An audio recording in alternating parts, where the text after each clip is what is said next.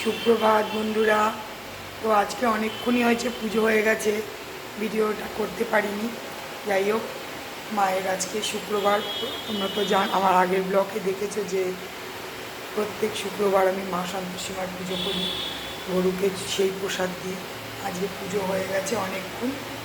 তো টুকুকে একটু রেডি করতে গিয়েছিলাম, ও মর্নিং ওয়াক থেকে এসছে, ক্লাস থেকে, যে সাঁতারের ক্লাস থেকে এলো। যাই হোক, মায়ের পুজো আজকে হয়ে গেছে, গাছের ফুল দিয়ে মাকে সাজিয়েছি, ছোলা গুঁড়ো গরুকে খাওয়ানো হয়ে গেছে। মা তোমাদের মঙ্গল করুক, জয় মা সন্তোষী মাতার জয়।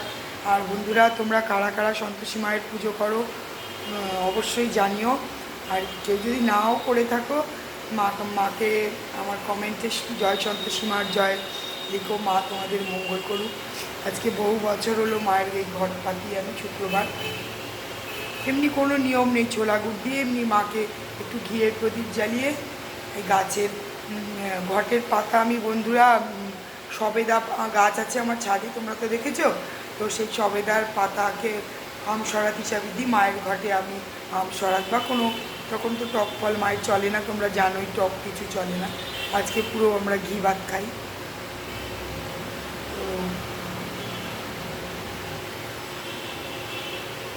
মায়ের পুজো শেষ, বুদ্ধিদেবের পুজো শেষ হয়ে গেছে। গোপালকে একটু মধু দিয়েছি খেয়ে প্রসাদে। তো যাই হোক, আবার পরের ব্লকে তোমাদের সঙ্গে আসছি। নিচে যাই, অনেক কাজকর্ম পড়ে আছে। শ্রী গুরু জয়, জয় মা সন্তোষী মাতার জয়। মা তোমাদের সকলকার মঙ্গল করুক, এই কামনায় করি মার কাছে।